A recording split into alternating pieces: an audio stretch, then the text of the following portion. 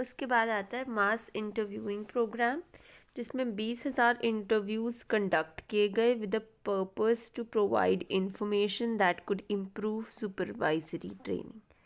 तो 20,000 interviews conduct किए गए और पर्पज़ यही था to provide information that could improve supervisory training. Okay, तो 20,000 इंटरव्यूज़ कंडक्ट किए गए और पर्पज़ था कि ऐसी इंफॉर्मेशन पता लगे जिसके कारण कि सुपरवाइजरी ट्रेनिंग जो है इम्प्रूव हो, कि क्या फॉल्ट्स हैं सुपरवाइजरी ट्रेनिंग में, तो उसको इम्प्रूव कैसे करें, वो फ्लॉस पता लगे, इसीलिए 20,000 लोगों के इंटरव्यू किए गए। ठीक है, the purpose was to provide information that could help in improving the supervisory training. Initially, employees were asked direct questions about क्या उनका attitude है towards working conditions, supervisions and job in general. Initially, employees से सीधे सवाल पूछे गए उनका attitude कैसा है towards the working conditions, right, कैसा उनका एटीट्यूड है वर्किंग कंडीशंस को लेकर, सुपरविजन और जॉब को लेकर भी in general. So initially the employees were asked direct questions about their attitudes towards working conditions, towards supervision and job in general, but it fetched, मतलब वर्किंग कंडीशंस के बारे में पूछा, सुपरविजन ठीक है या नहीं, ऐसे क्वेश्चंस पूछे, जॉब के बारे में इन जनरल क्वेश्चंस पूछे, बट इससे उन्होंने देखा कि स्टीरियोटिपिकल आंसर्स फेच हो रहे थे of not much relevant for the researchers. So stereotypical answers आ रहे थे और ये ज़्यादा रेलिवेंट नहीं थे रिसर्चर के लिए. बट नाउ अब तो सब्स्टिट्यूट किया गया डायरेक्ट इंटरव्यू को with non directive approach. Employees selected the relevant topic that was most relevant to them.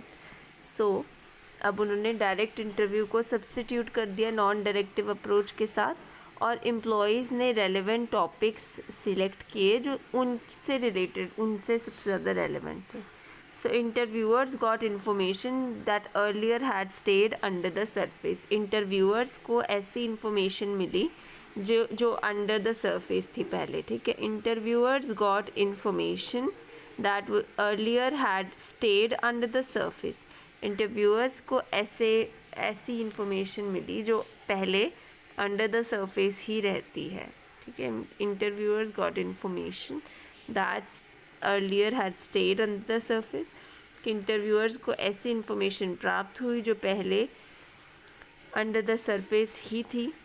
Speaking out in general had a cathartic effect on the employees.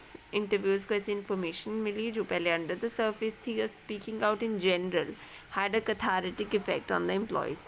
और बोलने से it created a cathartic effect on the employees.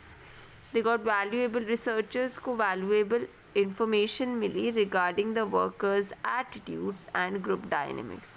So researchers got valuable information regarding the workers attitude and group dynamics.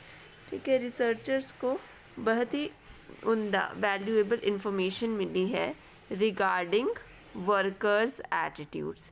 Workers का कैसा attitude है इसके बारे में researchers को वैल्यूएबल इंफॉर्मेशन मिली रिगार्डिंग वर्कर्स एटीट्यूड, और ग्रुप डायनेमिक्स के बारे में भी उनको काफ़ी अच्छी इन्फॉर्मेशन मिली. They got information about the impact of informal work group on the restrictions of output. साथ ही साथ उनको इनफॉर्मल वर्क ग्रुप का क्या इम्पैक्ट है. So they got information about the impact of informal work group on restrictions of output. So they got information about the impact of informal work group on restrictions of output. ठीक है, information प्राप्त हुई उनको क्या impact है informal work group का on restrictions of output. Last is bank wiring room study. A group of workers was formed to make parts of telephones. ठीक है, कुछ वर्कर्स के ग्रुप्स बनाए गए और उनको कुछ पार्ट बनाना था, टेलीफोन लाइंस बिछानी थी शायद, है ना. Bank wiring, wait. तो बैंक वायरिंग रूम स्टडी जो है, एक ग्रुप ऑफ वर्कर्स वो फॉर्म्ड कुछ टेलीफोन के पार्ट्स बनाने के लिए, राइट. 14 वर्कर्स जैसे लिखा हुआ है, 14 और 16 I guess.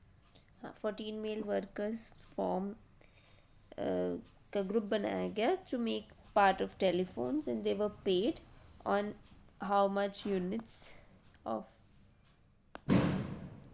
parts they made.